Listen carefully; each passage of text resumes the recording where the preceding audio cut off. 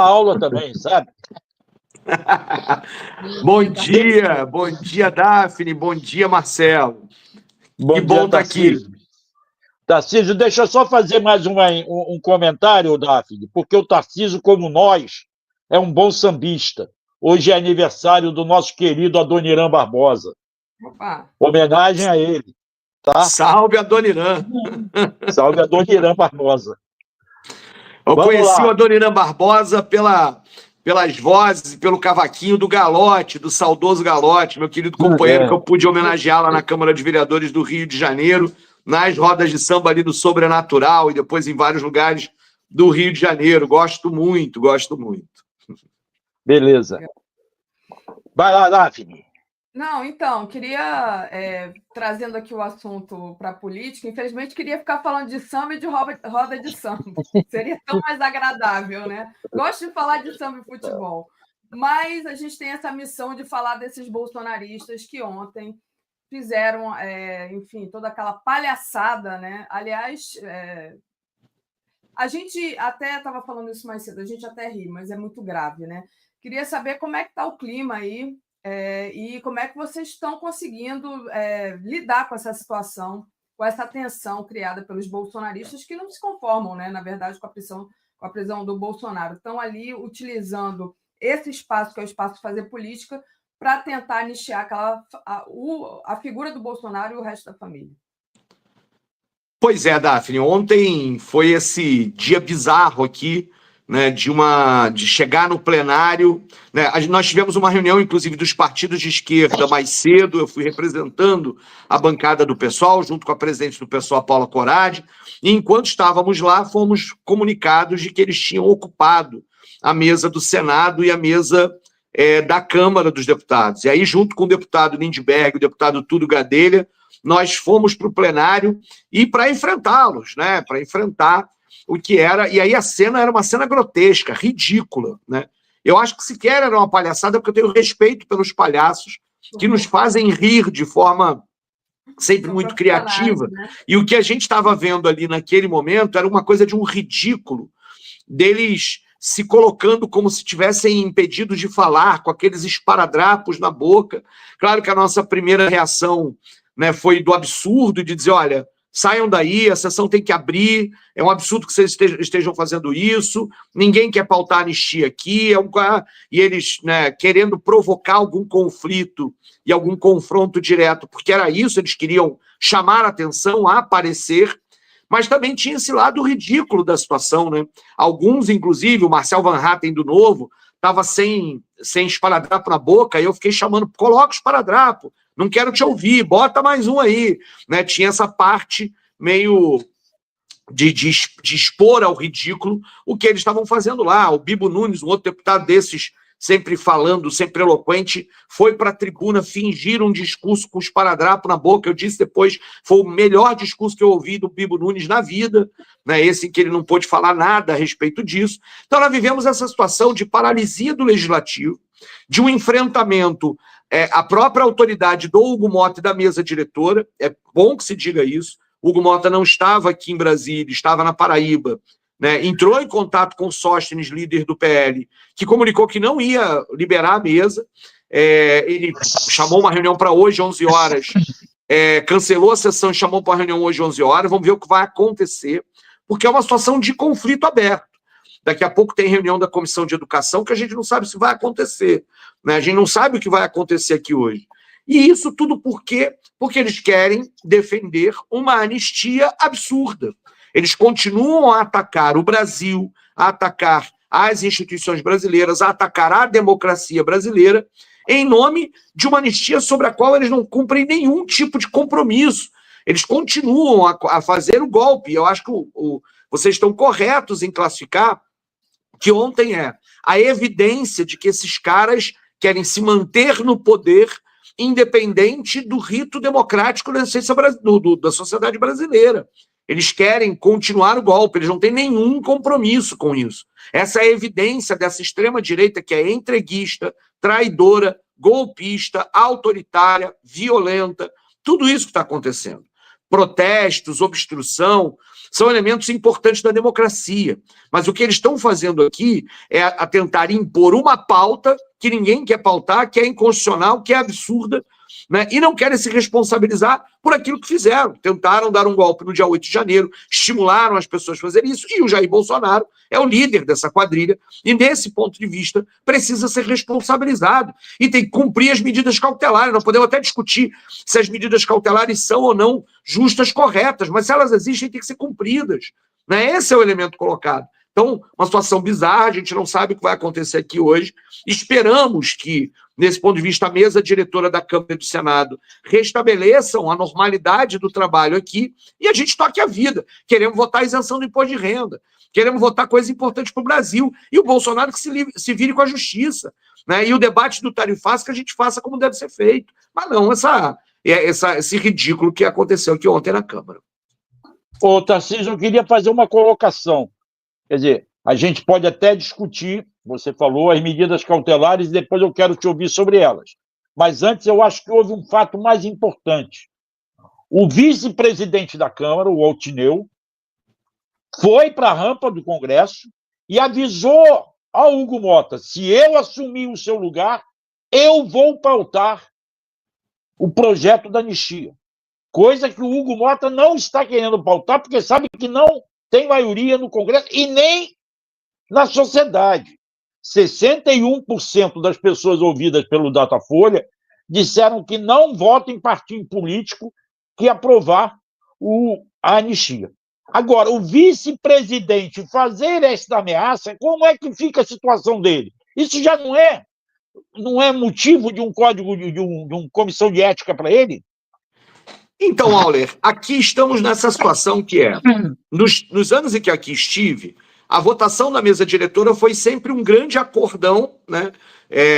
Numa tentativa de uma mesa de conciliação, e o pessoal apresentou, no primeiro ano, o Chico Alencar, na segunda, porque é de 2 em 2 anos, na segunda apresentou o Henrique Vieira, exatamente porque nós temos na mesa diretora deputados e parlamentares que a gente respeita, que sabem que fazem um bom trabalho, mas tem esse tipo de coisa. O Altineu Cortes como vice-presidente, como é que eu ia votar numa mesa diretora dessas, né?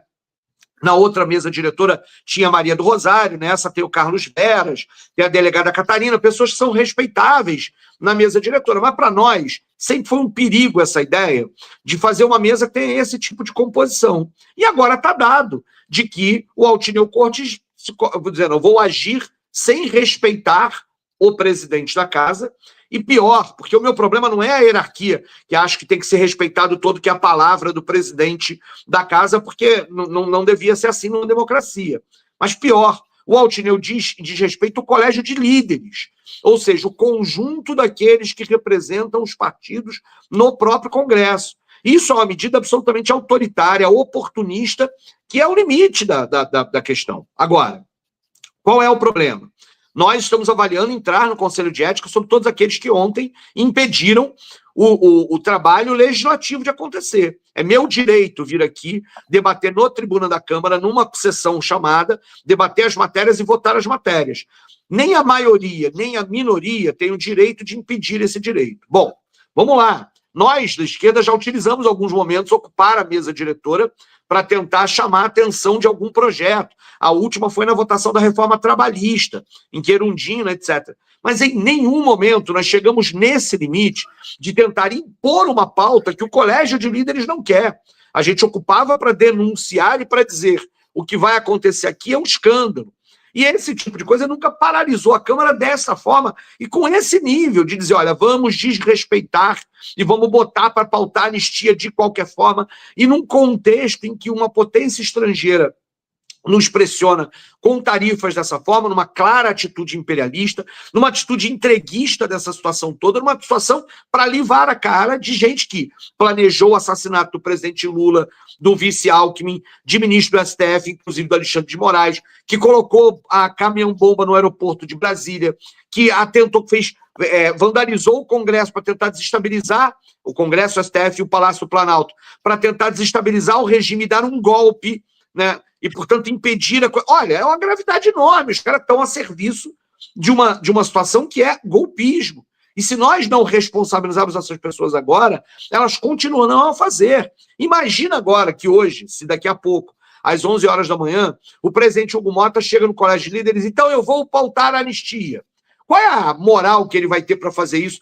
Porque foi chantageado pelo Trump e pressionado por essa minoria bolsonarista que ocupou de forma violenta a mesa diretora?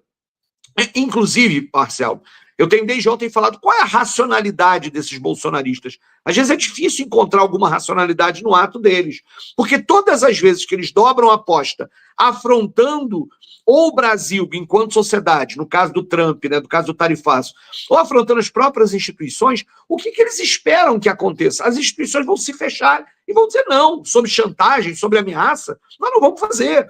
Porque é assim que a gente aprende, inclusive, na vida. Se você cede a um chantagista na primeira ameaça, você nunca mais vai ter liberdade, nunca mais vai ter autonomia com relação a isso. E é o que está acontecendo. Nada vai acontecer na Câmara dos Deputados se não votar a anistia e o impeachment do Alexandre de Moraes. Aí o que o Davi Alcolumbre vai fazer? Vai votar? Vai colocar o rabinho entre as pernas e botar para votar o impeachment do Alexandre de Moraes? Eu espero que ele tenha um mínimo de dignidade e diga, sob ameaça eu não faço. Não é um acordo político, é uma ameaça, é uma ruptura de possibilidade de diálogo que está acontecendo aqui por parte deles, da extrema-direita bolsonarista, não por nossa parte. Eles, como disse o Sakamoto, ou seja, eles fazem um golpe no legislativo para tentar dar um golpe no judiciário para impedir a ação do executivo. É um negócio completamente sem pé nem cabeça. E aí as pessoas vão ter que ser responsabilizadas. O vice-líder, né, vice-presidente da casa, Altineu Couto, tem que ser chamado à responsabilidade. Não existe essa de, se o Hugo Mota viajar, eu vou assumir plenamente, vou pautar a anistia, desrespeitando todos os acordos políticos existentes com relação a isso. É a autoridade do Hugo Mota que está também sendo afrontada desde o dia de ontem. E nós esperamos que, eleito como foi, com a quantidade de votos que foi, nem teve os votos do PSOL, mas ele estabeleça algum nível de autoridade e de regularidade no funcionamento da casa. Porque se deixar passar, esperem que ali daqui a pouco isso vai virar moda. Todas as vezes que eu quiser colocar alguma coisa na pauta, ou quiser impedir alguma pauta, vamos impedir o funcionamento do Congresso. Imagina uma situação como essa, né? Então eu quero deixar claro que o direito de protestar, o direito de marcar posição, é um direito de minoria fundamental, sobre o qual a gente não pode recusar. No direito de obstrução é algo que está previsto no regimento, mas o que eles estão fazendo não é isso. O que eles estão fazendo é algo muito pior, uma afronta a qualquer possibilidade do funcionamento do Poder Legislativo. Eu lembro do Orlando Silva ontem, Auler, dizendo uma coisa boa, vocês não querem que o Congresso funcione? Boa, vamos deixar o Congresso sem funcionar até dezembro, que os ataques à classe trabalhadora vão parar um pouquinho. Quem sabe a situação aqui, porque muitas vezes, como o PL da devastação, que a prova é muitas vezes contrária à classe trabalhadora. A gente estava brincando com essa situação. Mas, por exemplo, a isenção do imposto de renda, se não votar até 30 de setembro no Senado, não vale para o ano que vem. Imagina você que está em casa, que recebe até R$5.000, que está em vias de, no ano que vem, poder estar isento de imposto de renda, e não vai porque os caras estão ocupando a mesa da Câmara dos Deputados e do Senado Federal. Olha o absurdo que é isso. A taxação dos super ricos. Se não fizer até 30 de setembro, não vale para 2026. Essa também é uma jogada desses caras para tentar inviabilizar e criticar o governo Lula, porque sabem que é o jogo eleitoral que está acontecendo lá. Então, tudo isso, nós estamos aqui num momento chave desse processo. E num momento histórico. O dia de hoje será um dia importante. Eu espero que nessa reunião de líderes do dia das 11 horas da manhã, minimamente se restabeleça as condições e a gente parta para a discussão sobre a responsabilização desse tipo de ato aqui na Câmara dos Deputados. Você acha que eles vão ter êxito nesse esforço deles? E outra coisa, outro objetivo também é tentar pautar o impeachment do Alexandre de Moraes, né? Como é que você vê essa questão do Alexandre de Moraes e tentar colocar ele nas cordas? Olha, vai ser uma vergonha. Só uma atualização. Você está no seu gabinete, pelo que eu estou vendo, certo? Estou no meu gabinete. Ao chegar eles estão no plenário ainda? Você passou pelo plenário, eles continuam lá? Não, eu não passei pelo plenário, a gente está no anexo 4, meu gabinete é no anexo 4, não é no plenário. Mas a ascensorista do elevador aqui, conversando comigo, falou que o Gayer tinha passado a noite, com a cara de cansado, porque passou a noite no plenário. Eu falei, tá, ainda bem que ele está com a cara de cansado. Eu consegui dormir na minha casa tranquilo, feliz, estou aqui pronto para o trabalho, né? Para poder dizer isso. Foi a única notícia que eu tive. Então, eu cheguei no gabinete, entrei aqui para entrevista e daqui a pouco vou para a reunião de líderes da Comissão de Educação, de coordenadores de bancada, que hoje tem uma pauta da Comissão de Educação, que eu não sei se vai acontecer, porque eles tendem a obstruir tudo, né? Agora, para responder a pergunta da Daphne, qual é a minha avaliação? Vai ser uma vergonha, inclusive, para a autoridade do Hugo Mota e do Davi Alcolumbre, se eles agora pautarem a anistia e o impeachment do Alexandre de Moraes sob essa chantagem e ameaça da extrema-direita. A minha avaliação é de que eles na verdade, eles diminuíram as chances dessas questões serem votadas aqui no Congresso com essa ação truculenta. Vai ser uma vergonha se os líderes se dobrarem a esse tipo de atitude, né? Então, essa é a minha avaliação. E aí a grande questão é, eles vão dobrar a aposta, vão continuar ocupando a mesa, vão ser responsabilizados por isso? Até onde vai essa questão e qual é o conflito que vai acontecer? Só que a minha avaliação é que ontem, inclusive, o Sóstenes já dava algumas declarações dizendo o que a gente quer é só uma reunião para restabelecer, para poder dizer qual é. E aí, se for só uma reunião, e não vai acontecer, eles saem derrotados. A grande questão é que eles foram tão fundo de que como é que eles podem sair com algum nível de cantar alguma vitória sobre essa? Não tem como. E, ao mesmo tempo, se pautar a anistia e coisa, nós todos vamos cobrar a vergonha que vai ser esse tipo de situação feita nesta base. Então, a minha avaliação é de que não vota nem o impeachment do Alexandre de Moraes, nem a anistia. Não há clima para isso aqui. Não há. E aí, além de tudo, votar alguma coisa como essa hoje vai soar como o parlamento brasileiro dobrando os joelhos às ameaças de uma potência estrangeira do Trump. Porque uma coisa está conectada à outra. Imaginem se agora a gente faz isso. E aí o Trump diz, já que o Congresso brasileiro, né, eu vou recuar a história aí, sai como se a gente tivesse de uma postura subserviente. Então nós vamos cobrar soberania, dignidade, altivez, alguma coisa sobre o que a gente já aprendeu. Nós aprendemos, né, desde criança essa história. Contra chantagista, ameaça, você não pode ceder. É um elemento básico. Ao mesmo tempo, esse debate que está colocado. Então, a minha opinião é que não vota. Agora, Daphne e Auler, desse Congresso, a gente pode esperar qualquer coisa. Não é um elemento de algo impossível imaginar que chegue com um discurso de moderação, de equilíbrio, né, nessas reuniões de colégio de líderes hoje, e essa moderação significa colocar para votar esses dois projetos. Aí nós vamos para o segundo passo. Ao votar a maioria para aprovar a anistia aqui, eu espero que minimamente a dignidade dos deputados não aprove uma anistia sob ameaça e extorsão, como está sendo colocado aqui. Muita gente ontem do centrão e até da direita estava incomodada com a forma como os bolsonaristas fizeram. Eu fui brincar com o ex-prefeito do Rio de Janeiro, Marcelo Crivella. Falei, Crivella, quando eu era oposição a você lá na Câmara, eu não fiz esse tipo de coisa aí, não. Ele é mesmo, não cabe isso. Crivella, né? Então, nós estamos falando de alguém de direita. Ou seja, há um elemento de dificuldade maior do clima, esses caras estão agitando as suas bases, eles querem sair como resistência, como alguém que está resistindo até o final, defendendo o capitão, porque sabem que ainda tem algum poder de mobilização na sociedade, que ainda tem uma parcela da sociedade que segue acreditando nesse mito de pés de barro, que é o Jair Bolsonaro, e que isso trará dividendos eleitorais no próximo período. Alguns, inclusive, sabem que se não estiverem ao lado deles agora, não aparecerem defendendo o capitão, né, não defendendo o golpista, pode ser que eles percam as eleições do ano que vem. Então, tem todo esse cenário colocado aqui. Mas, para responder objetivamente, a minha avaliação imediata é que seria uma vergonha votar a anistia e o impeachment do Alexandre de Moraes sob esse tipo de ameaça, e passar vergonha é algo que deveria contar no cálculo político das pessoas que estão aqui. Nós vamos o tempo inteiro continuar dizendo, não votamos, não pautamos, não concordamos, vamos resistir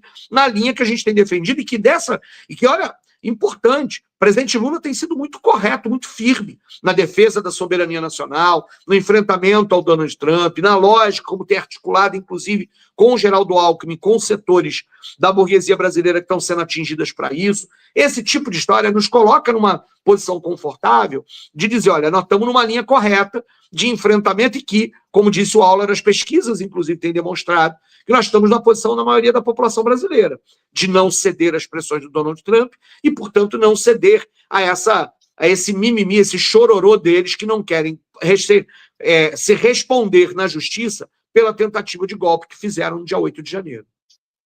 Daphne, dá para mais uma pergunta? Dá para mais uma colocação?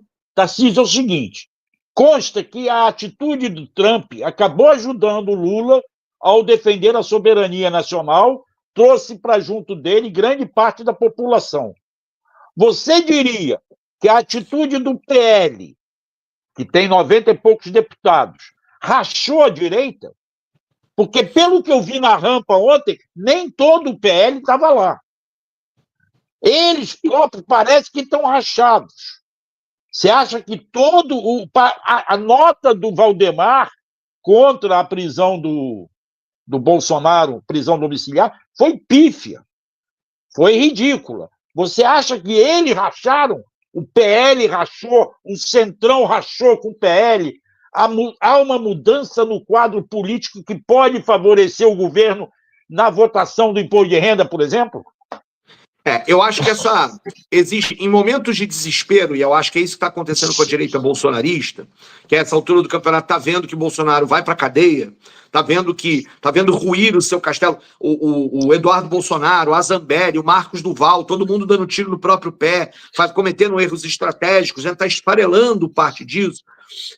Eles estão fazendo isso num ato de desespero e, na minha opinião, já mirando na continuidade das ideias bolsonaristas, mesmo sem o Bolsonaro, ou seja, dessa extrema-direita conservadora, de raiz com um forte viés fascista e etc., eles continuarão a ser atores importantes na política, mas esse é o momento que eles estão mais isolados. O Centrão, por sua vez, setores do agronegócio, setores da burguesia brasileira, que estão ali muito mais próximos do Centrão, estão verificando que todo esse estardalhaço, toda essa bizarrice, está trazendo prejuízos, inclusive, econômicos para eles, né? E gera uma instabilidade, enquanto que o governo Lula tem apresentado é um mínimo de estabilidade econômica, mesmo que o debate político continue polarizado. Então, na minha opinião, o movimento das últimas semanas, e acho que o Geraldo Alckmin lá, inclusive na Ana Maria Braga, e articulando com a burguesia nacional, a Simone Tebet articulando e dando as declarações que deram, são sinalizações de parte dessas frações da classe dominante brasileira, dizendo, olha, diante desse caos, a gente vai ficar com Lula, né? Então, esse elemento faz com que a extrema-direita bolsonarista tenha se isolado num processo de radicalização inconsequente, né? Esse elemento é importante. Agora, ainda tem muita água para rolar até as eleições de 2026. Tem muita coisa para acontecer. Esse é um momento importante para a gente, inclusive, conseguir dirigir o debate político. As manifestações de domingo mostraram que a extrema-direita tem capacidade de mobilização, menor do que já tiveram, maior do que vinham tendo, mas ainda uma capacidade de mobilização.